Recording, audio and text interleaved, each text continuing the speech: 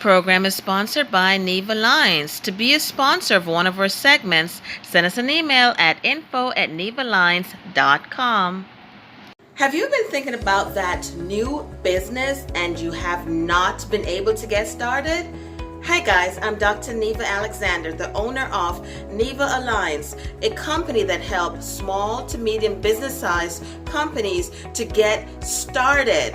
I have a superb kit for individuals who want to get started, and in that kit you will have the formation of your business, the EIN number, the business plan, the license if necessary for your type of business, the support you need, the branding, all included in that kit. Below you'll find the link to my website that you can get started today.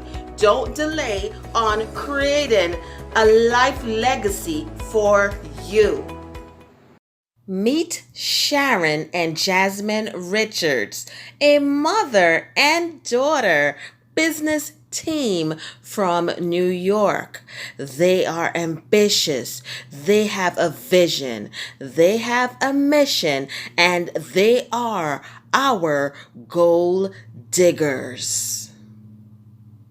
Welcome everyone to another series of Goal Digger.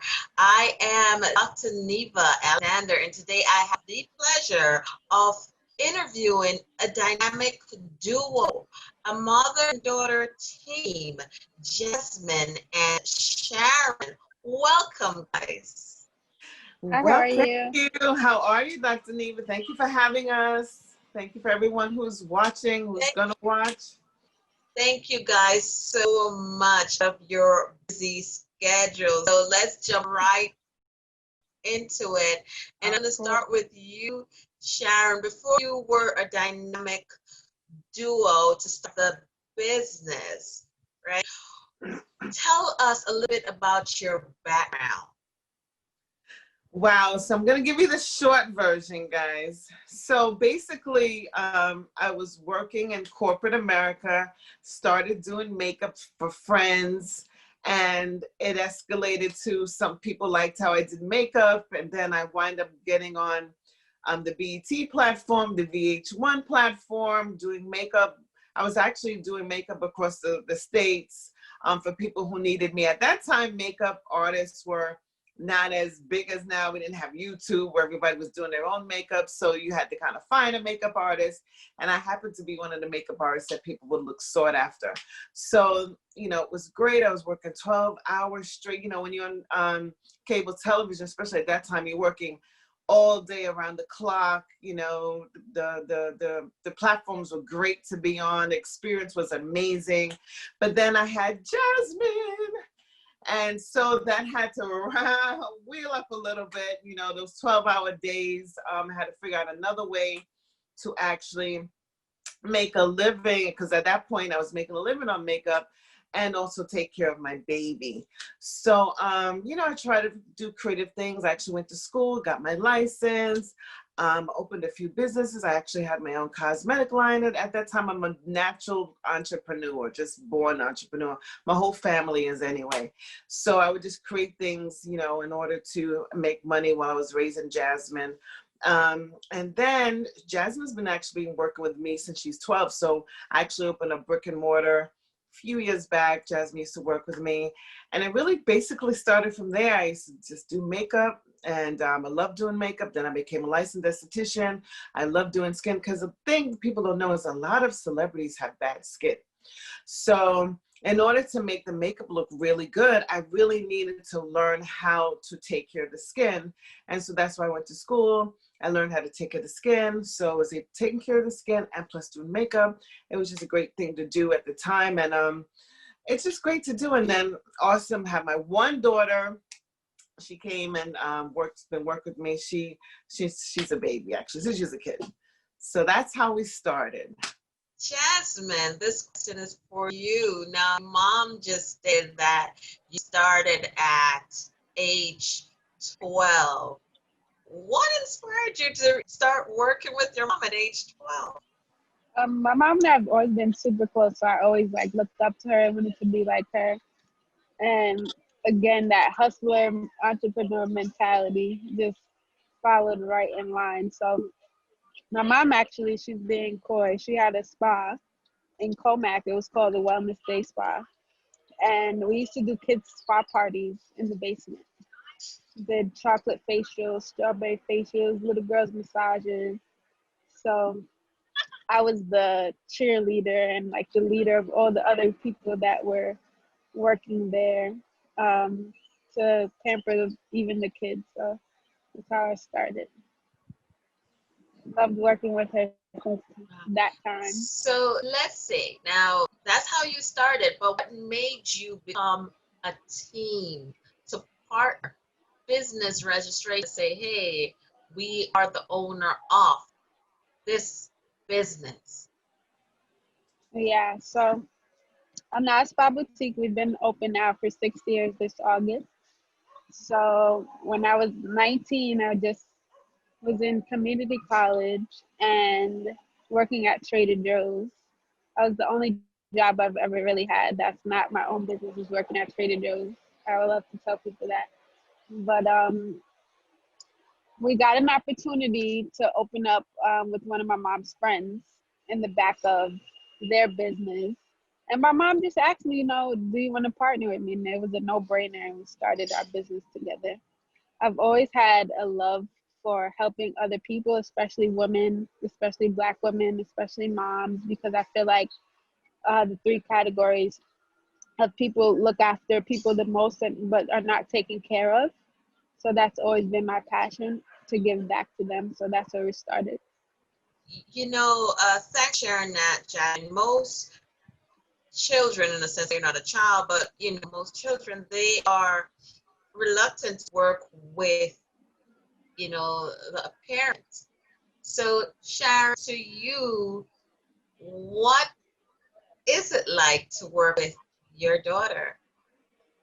Oh, that's a loaded question. Well, again, because she was my only child, let's keep that in memory. That, I've always engaged her in almost everything that I did because I had to as a mom. As a mom, especially when you only have one child, when you're doing stuff and you really want to care for your child, you try to get them involved with as many things as you can. And trust me, I try to get Jasmine into every single sport, every single instrument I tried, but she really didn't gravitate to that. She gravitated to working with me when I asked her when she was 12, and she did. And it's the same thing, almost like when you're raising a child in your home. The whole dynamics with the teenage years, I went through all of that, and her trying to get her own identity, and all of that was done even as we were partners. And it's definitely, when you're working with your child, it definitely would be different than working with an outside partner, because of course there's just so many things. It's your child, you love them. I'm her mom, she loves me, but there are days where we're like, oh my God, what happened here, what happened there, what's going on? Well, we have to talk about it. So what's key for us is communication, at all times. Like, we have to, even when we're not communicating, we have to get to a place where we do communicate at some point, where we can discuss the dynamics of our relationship. And sometimes it is a bit challenging to go from mother-daughter to partner, to, even just friends, especially now that Jasmine's an adult. They are three different components that we have to kind of get into each one of them. And it's a learning curve to that. And like Jasmine said, it's 6 years. So within the 6 years, we pretty much have, learned each other's ways and figured each other out as individuals, as adults, as women, as mom, as daughter. It is a learning curve, and it's still a learning curve because she's still growing up. I'm getting older. I'm getting a little more set in my ways. She's getting a little older, so she's getting a little set in her ways. So it definitely is. The key to this partnership, though, is respecting one another. And as mother and daughters, you know, the love is always going to be there. That's just a guarantee. But the respect has to be there as professionals, as women. You know, and it has to be recognized and respected. It can't be something where you just, you know, take for granted and don't address it. Because when you don't address something, it just forms into something bigger that you get that can get out of control. Definitely, you know, Jasmine, this question is for you. You know, two different generations doing business together, and your mom just explained, you know, some of the difficulties, and what you might find be a little difficult on your end. Between my mom and I? Yes. It's like, is there anything that you say, you know, it can be challenging a little bit or not really? Okay. I think we kind of hit a sweet spot right now, but I can definitely think of times where it wasn't so sweet. We just kind of got here right now. We play off of each other a lot, and the different generations like really helped. I think my thing when we first opened was like, I want to make the spa this super cool place, and that's like specific to my generation. And my mom was like, well, no, it has to look like this. So that's something that we went back and forth about for a little while, is just how the spa looks and feels, because of our age differences and our own sense of styles. And we're both like we both have our own very distinctive styles. It's not like either of us have any passive choices or personalities or anything like that. And we finally like got to a space where we both really love how the spa looks and feels. You would agree, right, Mom? Yes, definitely. Okay. I like that. Yeah, right. Not just getting the assurance. Yeah, definitely. So, have you guys worked with any celebrity clients? Jasmine will answer that question. So Anna Spa Boutique is actually, our tagline is, we are the touch of the Caribbean, because we wanted to make you feel like you are in Jamaica or in the Caribbean somewhere relaxing as soon as you step through the doors, and you know, like you're on vacation. So, and we're Jamaican, a Jamaican family. So I will shout out a Caribbean celebrity that we have had, Marsha Montano. DJ Young Child comes. So yes, we have celebrities, but we make everyone feel like a celebrity when they come in. Everyone's special and important. I like that, definitely, because if I want to feel like a celebrity, why not? You know? So yeah, sure, and I'm sure you definitely do that. So guys, what challenges do you face, and how do you overcome it? I mean, we're still in the pandemic, right? But before or after the pandemic, and I would like each of you to answer this, what challenges have you faced? The pandemic was definitely rough for us. We had to close for a couple of months, which we did not anticipate ever. Who anticipated that? So we really had to figure out how to pivot our business and keep it full. A lot of people didn't reopen their doors after the pandemic. So we're just really grateful to God and to our clients that we are able to reopen, and even reopen better than we were before the pandemic. So what we did was we came out with some new products to sell online during the pandemic. One of them was a hand sanitizer, the best hand sanitizer you're gonna have ever, because not only does it sanitize your hands, but it moisturizes your hands. So a lot of hand sanitizers now, like your hands feel super dry after. We cultivated a way to make them feel nice and soft after. We also have body oils. We also have candles. So it gave us time. And selling products is something that we've wanted to do for a long time, but running the spa day to day held us back a little with timing, because where's the time after to run that business, almost its own separate business entity on its own, selling products. So that was what we pivoted to do. And it's still a growing business now. So we have an entire online business now, with our spa. And then, Mom, you can tell about the spa reopening now, and we're booked out until November. Yeah. Thank you. And Sharon, anything you add? Well, Jasmine said most of it. Yeah, we pivoted by, selling online. When we closed, we still had 6 or 7 employees at the time that were now unemployed. So we decided that we had to think quick on our feet. Thank God, my husband's a chemist. So as Jasmine said, we formulated a 99% alcohol based hand sanitizer. And we sold hundreds of them during the quarantine. And thank God for everyone who purchased. Shout out to you guys. So that's how we were able to actually bring money in. That's how we were actually able to, give money to our employees until the government could figure out. This is before stimulus. This is before unemployment actually came out.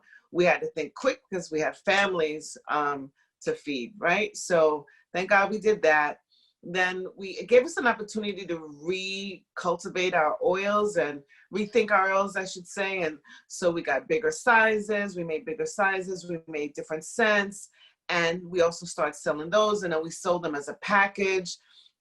Mother's Day was also during quarantine. We sold like a whole lot of Mother's Day packages, which included all of our new products and some of our old products. And that was great. So with all that said, we still wasn't bringing money in as far as services. So we were thinking about doing something virtual and things like that. And we're still thinking about doing some virtual stuff for people who haven't come back in as yet. So it's still a pivoting time. It's still a reinventing time for us. Because it has to. Once something like that happens, as entrepreneurs, you have to pivot. You have to think quick on your feet. And that's normally who entrepreneurs are. You have to think quick. You can't sit back and cry about it. You never give up because you're an entrepreneur. Entrepreneurs don't give up. We just find another way to make it. And thank God that we were able to do so. And as Jasmine said, we opened our doors. We reopened. It's a challenge. It was a challenge because why? There was new CDC laws in place. So, we do the whole temperature taking. We washing the hands, the sanitizers, the social distancing, all of that had to be taking place in our reopening. So, and it's still going on at this time of this interview. So, guys, it's just, you really just have to do something quick and figure it out and move forward. Jasmine and I were able to do that. As I said, it's still in place. We're about to do some more products. We're about to do some more things. God forbid something like this happens again. We have to be prepared. Yes, and I love what you said with entrepreneurs do not give up. It's not an easy road. As an entrepreneur, you're taking a lot of risks, so you just got to keep going at it. So guys, do you have a takeaway for us? Something you'd like to advise the individuals that are watching or motivate? Jazz, you go ahead. Jasmine, let's start with you. You want to start? Yeah, millionaires are made in recessions. So don't let right now keep you down or discourage you. Instagram, Facebook, I can go on and on and on. They were made in recessions. And guess what? They're billion-dollar companies now. So we're really going to take this time. Everyone on the screen now and everyone watching, I hope you take this time and really rebrand yourself and really think about what your next step is. And don't see this as a time where you got knocked down. Because even if you take a few steps back, you can just fly forward during this time. And if you do have any questions, especially young people, I speak to young people in my Instagram every single day about this.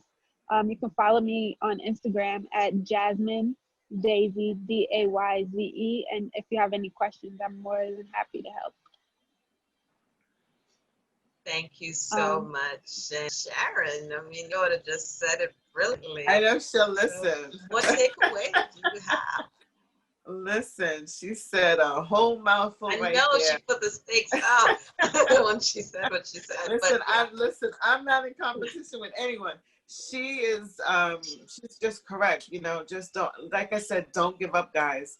Do not give up. You can't give up no matter what the stakes look like. What Jasmine just said, billionaires are created in recessions. You know, this is the time to reinvent yourself. I'm reinventing myself even as we speak. I'm also doing something called the Healthy News.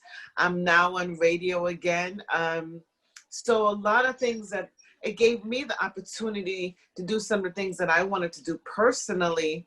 And so I'm also reinventing myself within, you know, an spa, because it gave me the time, you know, to do so. I took the opportunity to rewrite some of my own script, right?